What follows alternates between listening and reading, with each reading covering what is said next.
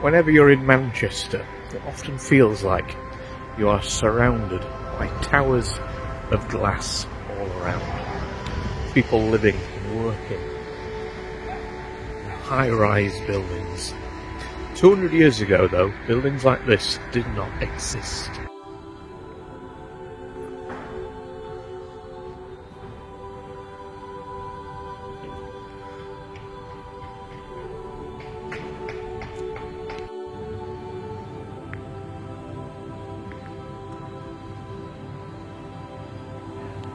Hidden amongst these glass giants, there are still remnants of the past to be found. In this particular area, not too many. This area has changed dramatically. Some of the buildings that exist are linked to the location we're heading to today. We're going to have a look at Angel Meadow, an area once described as one of the worst places in the UK, hell on earth, where people lived in filth and darkness.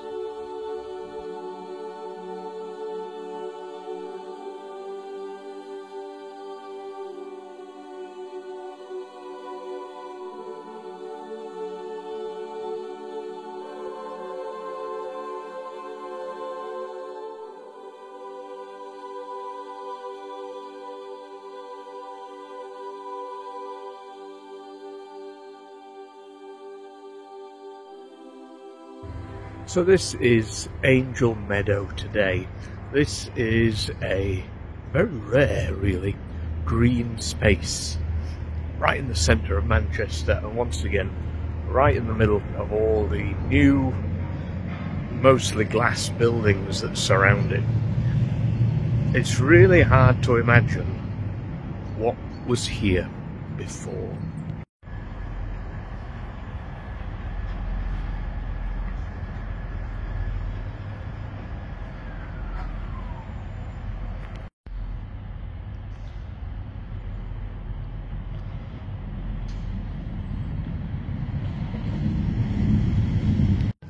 So in the mid-18th century, Angel Meadow was created as a residential area, and it was designed for kind of the elite and wealthy people in Manchester, and it was in a prime spot.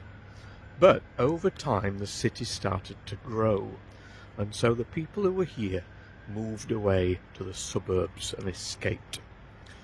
So a lot of the buildings here became abandoned, and other people then decided they would come and move in.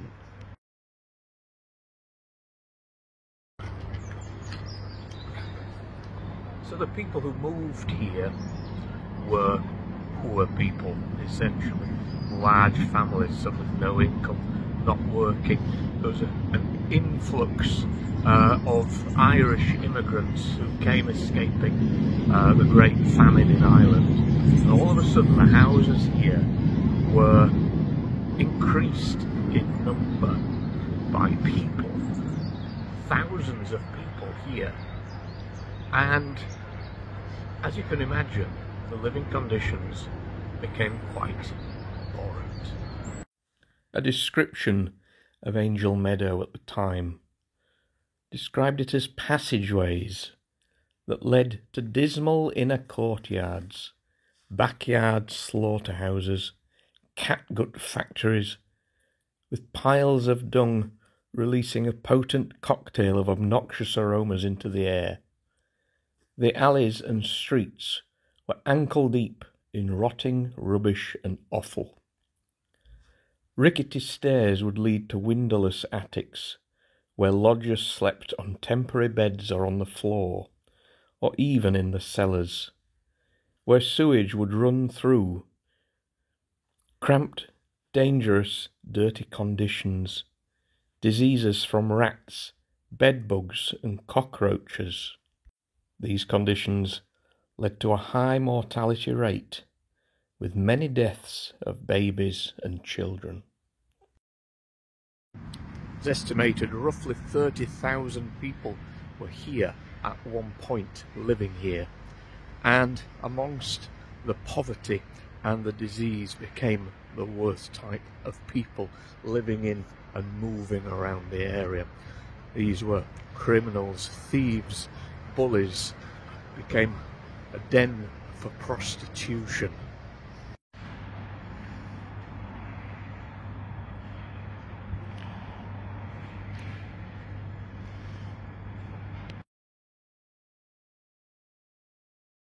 Let me just read to you how a visiting journalist described Angel Meadow in 1845.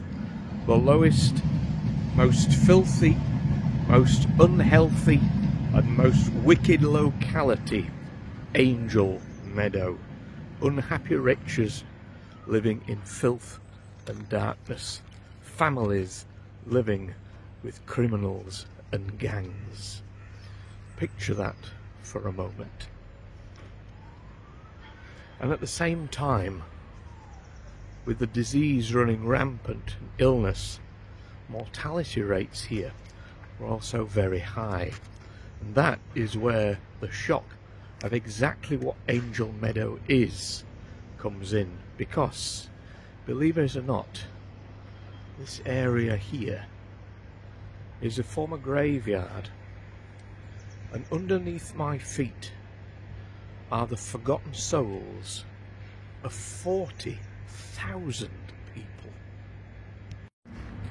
So all this was the graveyard, and burials took place here on an industrial scale.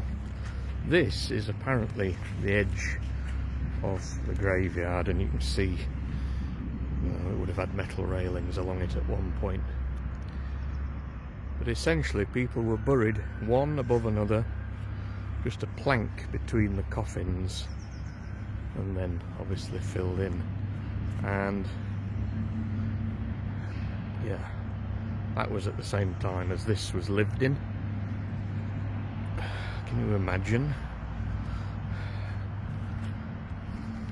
You'll also notice we're on a hill, so this slopes downwards towards the bottom of the hill, and above us would have been mills and factories, and essentially any sewage or waste would have come down through Angel Meadow, also bringing with it disease and illness. That was a big factor in so many people dying here. You just cannot quite picture or imagine what the smell would have been like. So not only have you got the sewage running through your house, and a lot of people were living in the cellars because above ground it wasn't suitable for living, it had all fallen into ruin or it was smashed up. You've also got these mass burials of dead bodies, and over time, as does happen, all it needs is a rabbit digging a hole or something like that, bones come to the surface and the smells come out with it as well. And it's said that children would even find skulls and kick the skulls of the bodies around for a laugh.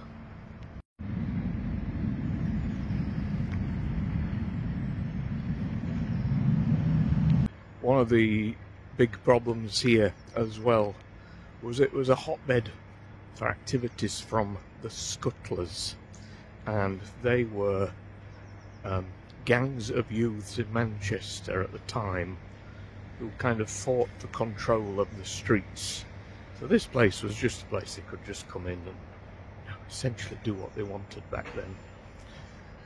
So you might spot behind me there's a red brick building, because it was decided at one point that things had to change as best as it could in this area, and they set up some schools for what were essentially the destitute children of this area. They were called ragged schools. So let's just go and have a look and see what evidence exists on this building behind me of what was here before.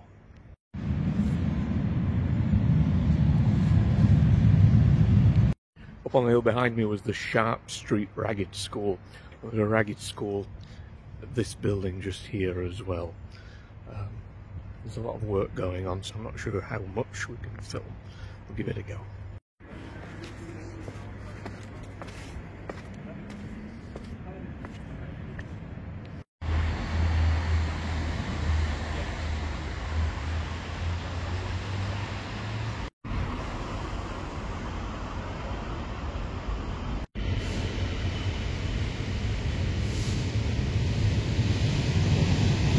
So I think they're working on the building itself, but you might be able to see the sign there says Working Girls Home. So these were kind of put here for the children of Angel Meadow and maybe beyond who couldn't go to school, and it was basically to try and raise the moral and spiritual tone of the area and get children educated as best they could. I was a teacher for a decade. I would not have liked that job.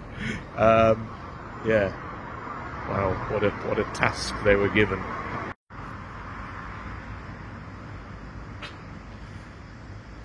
The Working Girls Home was established in the 1890s to provide hostel-type accommodation for single working women and girls aged 11 upwards. Conditions in this area for women and children were horrific, and this home provided strict but cheap, clean, and above all, safe lodgings.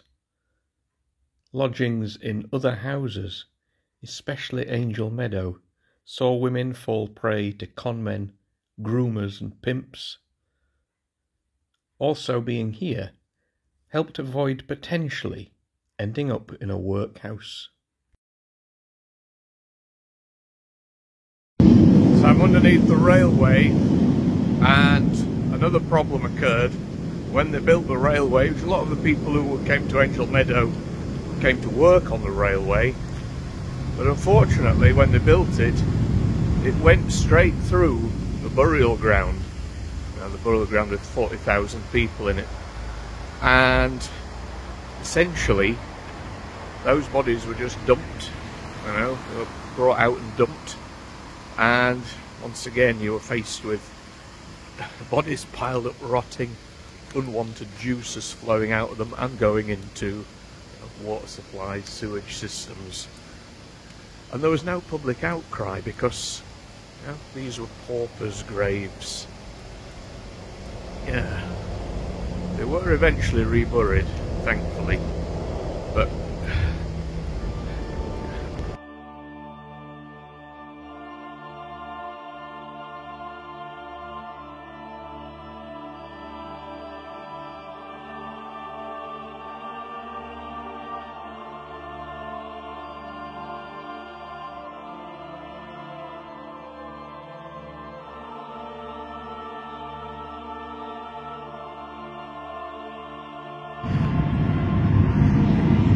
so these are called the Angel Steps, and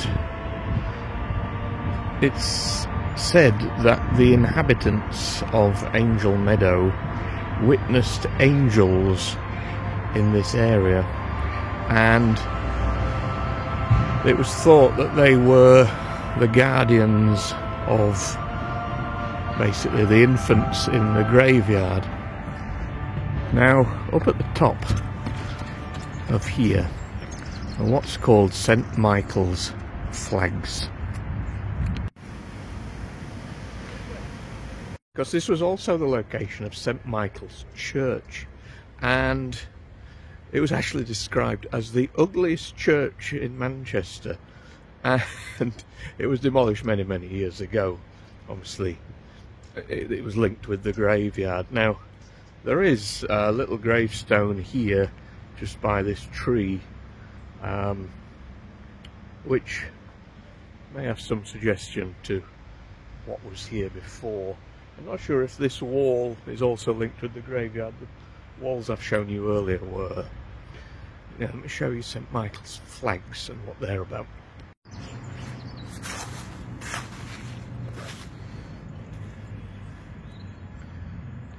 St. Michael's Church, seen here in a painting by L.S. Lowry, was built in 1788, and the burial ground was used to inter the poor of the city. The number of bodies buried here saw it become Manchester's largest cemetery at the time, and those 40,000 that were buried here took place in just a 28-year period. So these are the St. Michael's flags.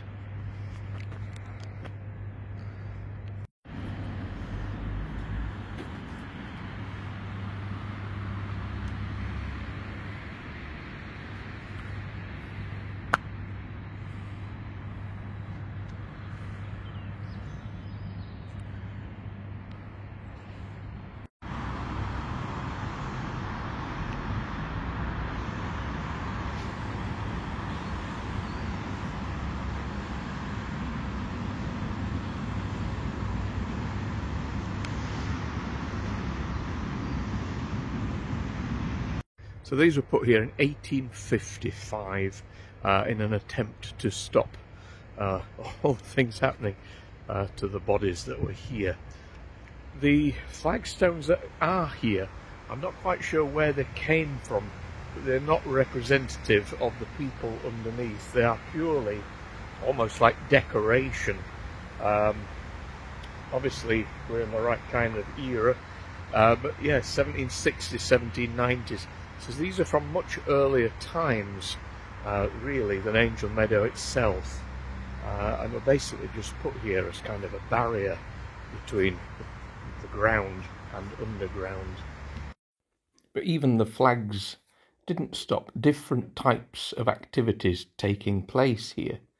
They became an area for prostitution, cockfights, and bare-knuckle brawls, where crowds gathered to watch and gamble on the entertainment. St. Michael's Church closed in 1930. So it was decided by about 1930, I think, that Angel Meadow as a place had to go as part of the slum clearance. A lot of the buildings were already pretty gone by then, and before the actual demolition took place, I believe World War II wiped out a lot of it. I think bombs fell on Angel Meadow. Yeah, I think by the 60s it had all completely gone, and then became a bit of a wilderness before the last 20 years or so, when the likes of, I think it's the Friends of Angel Meadow, came in and basically regenerated this place entirely. Yeah, 1930. It sounds a long time ago, but no, in the grand scheme of things, it kind of isn't, is it? But what a history this place has. And there's something about here, there's a sadness, there's a eeriness to it. Even the name itself, Angel Meadow, it doesn't... there's no heavenly connotations here. It just doesn't feel right. Just one particular story from a young woman in 1914 who was found in one of the derelict buildings on Angel Meadow. Next to her was a 2-day-old baby. They were living rough and surviving off things given to her by the locals. The mother and baby were taken to the workhouse. A charity worker visited and asked how the baby was. Mother replied, "God has been good and taken it." The charity worker asked if that was how she viewed it. "Yes," said the mother, "I have had 9. Thank the Lord I have buried 6. Hard work it is to find food for those left." Angel Meadow, where people lived and died in darkness. So I really only follow kind of a handful of channels on YouTube, although I do watch a lot of stuff. and 2 of the 5 I kind of follow. I've done Angel Meadow. One is Days of Horror, and the other is Daft Monkey. Now, you have seen Daft Monkey on our channel before. He joined us for the Blitz Beach in Liverpool video, and he covered this place quite a few years ago. Kind of encouraged me to come and do my own version of it. So yeah, do check out their videos as well, and thanks to Daft Monkey for his information.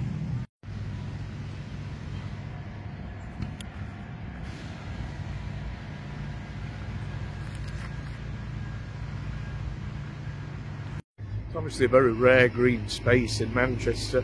It's very, very popular. We've seen lots of been filming here. People running around it, walking around it. And over summer, so people come and have lots of picnics here, get families here. And it's a good place to come and look at autumn because it looks beautiful, essentially. But yeah, how many of those people who come here know the history of it? What is underneath? Possibly even where they're sitting. So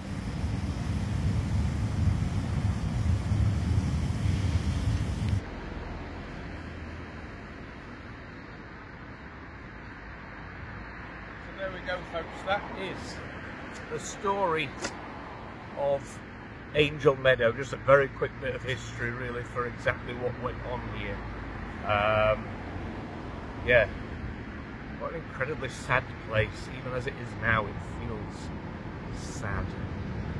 But I hope you've enjoyed this one. As I say, do check out other videos on this, which will go into far more depth than mine. Days of Horror, but especially Daft Monkey, who kind of encouraged me to come and do this one, and has been asking me to do it for nearly 2 years. Yeah, I appreciate that. But yeah, a real tough one to film, I think. To get it, to justify exactly what conditions were like here at the Meadow.